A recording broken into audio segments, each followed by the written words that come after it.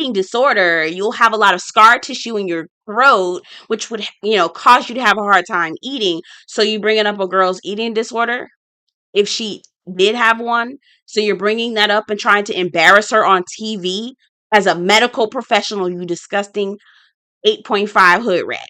Are you serious? Girl, like, girl, please. Where did we find her? Where did y'all find her? Okay. Where did y'all find her? Okay. Please, please send her back. Okay. Wherever y'all found her, put her back. Okay. We do not want. We do not want. We do not want. Okay. We do not. Shuggy.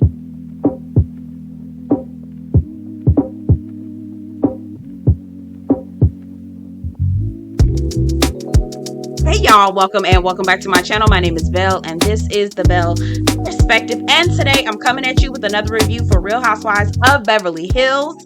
This is season 13, episode 11, a celebration of life. If you're new to my channel, welcome. I talk about books, TV, movies, all kinds of things on this channel. So if you're looking for an internet community, go ahead and subscribe because you found one right here. If you're returning, hey girl, hey person, however you identify, welcome back. You already know the drill. Get down in the comments. Let me know what you think about the episode, my commentary, whatever you want to talk about down in the comments, as long as it's respectful. Okay, as long as it's respectful. And don't forget to like this video before you leave. Let's get into the review. This episode was just a little mid, mainly because Erica Jane was not there.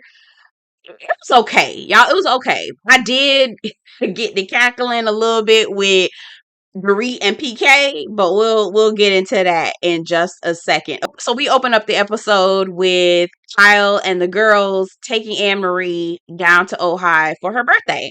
And really fun girls trip. They get together, they eat, they drink, they carry on, they do housewives things, okay?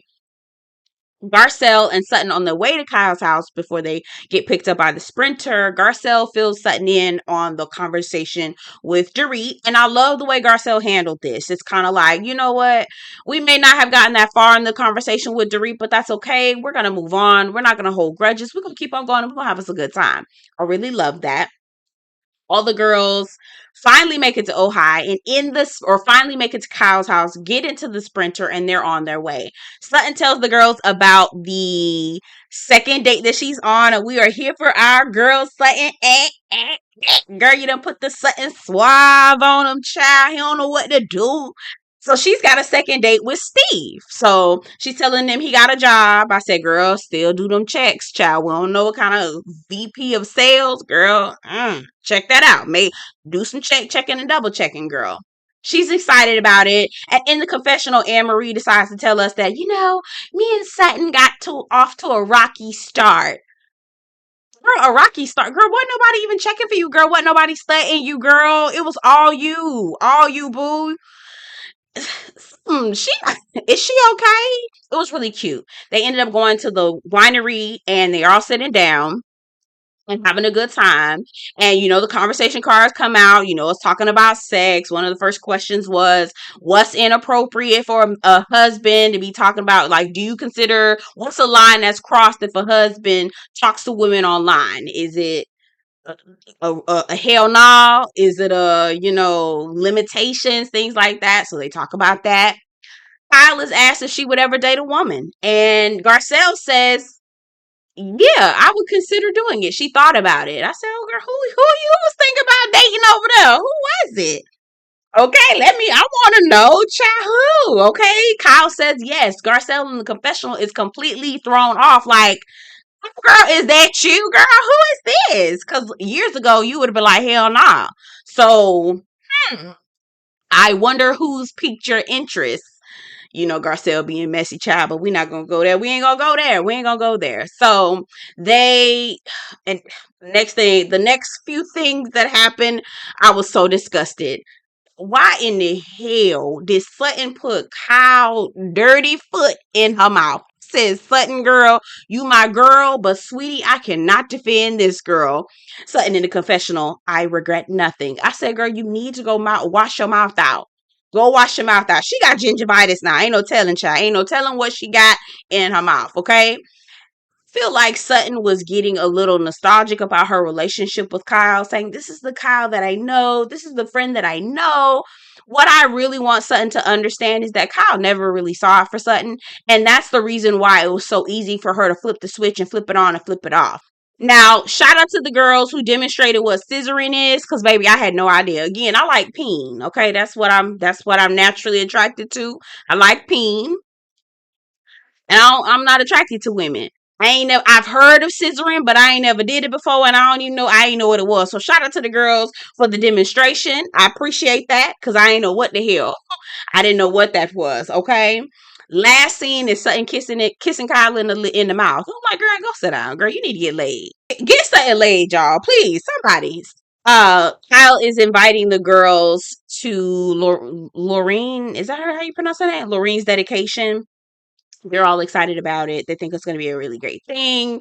And we'll talk about that later on in the review. Garcelle and her boys have the conversation about sex. Now, I think it was an official conversation, like it was like a boy. What's going on? Because Jade wants to invite Ashlyn over for a sleepover.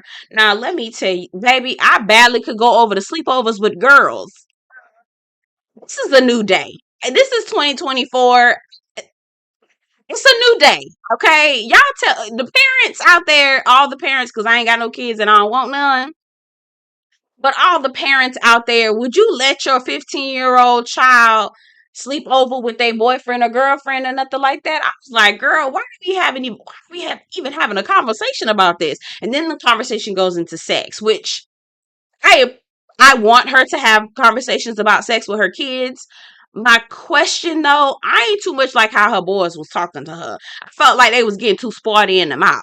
It was too sporty with her. I ain't like that. I didn't like that. I was just looking like, you know that's your mama you talking about, right? You know that's your mama you talking to. This not one of your little friends. She ain't one of your little friends.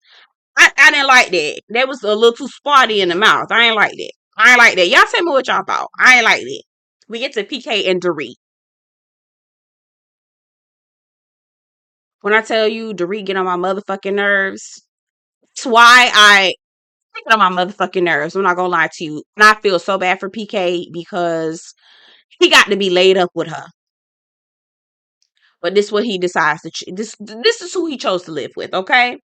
So Dorit invites her therapist over, and she wants to include PK in this conversation because of how she's been feeling like he has been dropping her lately.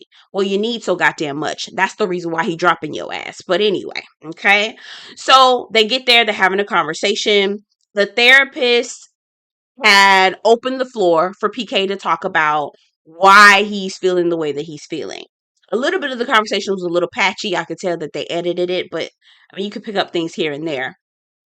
But they're referencing the anniversary dinner that PK planned, the pretty woman, all the things that PK did for their anniversary. And Dorit sat up there and complained about it the whole time, oh, I don't like this, or oh my God, why did he book this suite, or where are my kids? Just really just obnoxious and just being a control freak and just really annoying, okay? And so he says, for someone who did what I did, it felt like a big fuck you, right? And when he said, "You understand?" I was like, "Oh, he mad about that." Oh, girl, he mad about that because that. Did y'all hear that? Y'all tell me if y'all heard that. That you understand? I said, "Oh, child, he mad. He big mad about this." And who wouldn't be? You plan such a beautiful event, you plan such a beautiful date night, and all you hear when she sits down is, I have this, I'm scared, and you didn't give me the heads up, and how could you do that? Like, girl, what? Okay. Anyway, he says that I understand that she has PTSD, but what part of this PTSD ties into being obnoxious? I said, ah! What? I mean, he right though. Like, she's absolutely obnoxious. Dorit only cares about how things affect her. She is the center of the universe. She is the center of Dorit universe, and no one else lives there. And if you're in her orbit, it has to be about Dorit and Dorit alone. She literally I'm like, I've never heard Dorit ask her husband how she feels about anything. I've never heard Dorit ask her husband how he's doing. I've never heard Dorit, in the time that I've been watching this show, I have never heard Dorit check in with her husband at all. And it's always about Dorit and how Dorit feels. Okay. And he says, I feel like there's a borderline between high maintenance and this PTSD that she says that she's battling with. Now, here's the thing. I don't want to minimize PTSD. I don't want to minimize any type of mental health issue. I want to offer support and compassion, okay, and understanding to anybody who may actually be dealing with those things. But I'm gonna be honest with you, Dorit, I feel like Dorit just milking this. I don't feel like it's 100% PTSD. I'm gonna just say that. I really don't. I really, really don't. Because even when he said, this is how I'm feeling, she still found a way to flip it all the way back around and made it about her again. I said, girl, how do you do this? How do you do this? Okay. And in the confessional, Dorit says that, one of the things that I loved about PK is that he let things go so easy. So you've been aggravating and annoying for so long, and you thought his patience was going to keep going. And now that they're wearing thin, you feel like that what that is. And then the confessional, PK is saying, I have a hard time balancing my career and trying to, make sure that the missus is happy. And this is something that I took away and was a reflection to me of how the conversation went with Dorit and Garcelle. He says Dorit has a hard time admitting that she's wrong. Being wrong is a challenge for Dorit. You hit the needle on the head. You hit the nail on the head. Being wrong is a challenge for Dorit. She cannot accept when, hey, you did this wrong. I did not appreciate when you did XYZ. She will put up all kinds of things. She will flip it back around and make it all about her. And it's like, what is your problem? Y'all saw PK on the side yawning. When she went to talking and complaining again, he was like, child, just, girl, please. Like, we are tired. We are tired. And I know if I'm tired of watching your ass, I know PK tired of your ass as well. Then she gets into this baby talk. Oh my god, baby, why didn't you tell me how you feel? Baby, why didn't you na na mama? Girl, you still in the confessional talking about I need my husband to understand what I need. You're still not listening. You're still not listening. You're still not taking in what he is saying at all. You're still making it about you. And now I understand why he's leaving your ass. Okay. Anyway, we're moving on, moving on, moving on. So Kyle reaches out to Morgan Wade. Kyle says that she talks to Morgan Wade every day. They talk about everything. They talk about children. They talk about books. They talk about everything. They talk about husbands. I said, Morgan Wade got a husband. She got a husband. Okay. Okay. Anyway, she's talking to Morgan on her way to the event, to the ceremony, and they flirting in the car, child. I say, oh Lord, okay, girl. Wow. Okay, girl. Anyway, beautiful, beautiful ceremony. Sutton shares, I did not know this about Sutton. Sutton's father, you know, took his life 20 years ago, and Sutton battled with that. Y'all, I was in that boohoo crying. I was like, oh my God, oh. I was crying. It was very moving to hear Sutton. I really appreciated her sharing her story. I did. I really appreciate her sharing her story. Annemarie, girl, we tired of you, girl. We tired of you, girl. Annemarie, sitting between Garcelle and Crystal. She's like, I just want to come to you guys to talk to you about Sutton. I know Sutton is your friend. You two are the closest to Sutton. And they're like, okay. And she's like, the whole small esophagus thing. Crystal's like, bitch, I don't want to talk. I don't want to talk about this at all. I don't want to talk about this at all. Mm-mm. I don't. She's like, I just care because I'm a medical professional. If you fucking really cared about Sutton, why the fuck you not having this conversation with Sutton? Why are you not talking to Sutton about this if you really cared about her as a medical professional? Baby, I can't wait till they cuss your ass. Baby, I can't wait till Sutton cuss your ass out. Can't wait to this. I cannot wait to this next episode when Annemarie get cussed the fuck out. Cause girl, you deserve it. You and your raggedy ass husband. So anyway, she then says, I don't know. I've studied all of my medical books and I've asked professionals and I asked about a small esophagus and it just doesn't make any sense, right? And, if you have an eating disorder, you'll have a lot of scar tissue in your throat, which would, cause you to have a hard time eating. So you bringing up a girl's eating disorder if she did have one. So you're bringing that up and trying to embarrass her on TV as a medical professional, you disgusting 8.5 hood rat. Are you serious? Girl, like, girl, please. Where did we find her? Where did y'all find her? Okay. Where did y'all find her? Okay. Please, please send her back. Okay. Wherever y'all found her, put her back. Okay. We do not want. We do not want.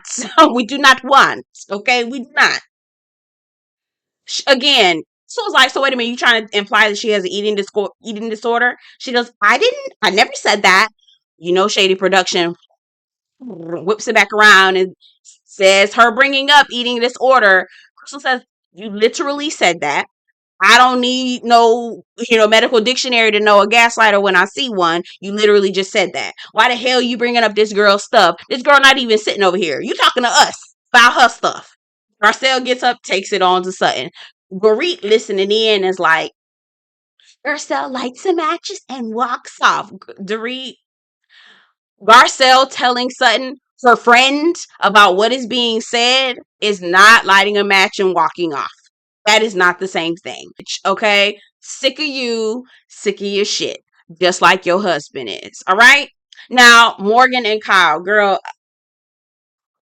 y'all not finna. Okay, so I know some of y'all said that y'all didn't think Kyle in there was lesbian. I know y'all said. I know y'all said. I know some of y'all thought that Kyle was lesbian, but baby, what?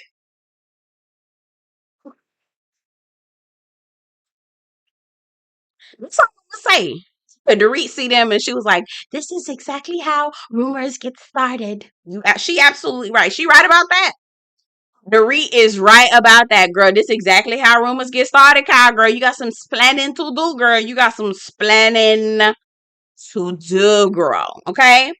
Anyway, that was the end of the episode. I miss Erica Jane, y'all. I really did. I really miss Erica Jane. I love her, child. Y'all, I'm on my Erica Jane shit, child. I know she gonna embarrass me though. I really do. I know she is. But anyway, get in the comments. Let me know what you think about the episode, child. Well, don't forget to like this video before you leave. And I'll see you guys in the next one. Take care.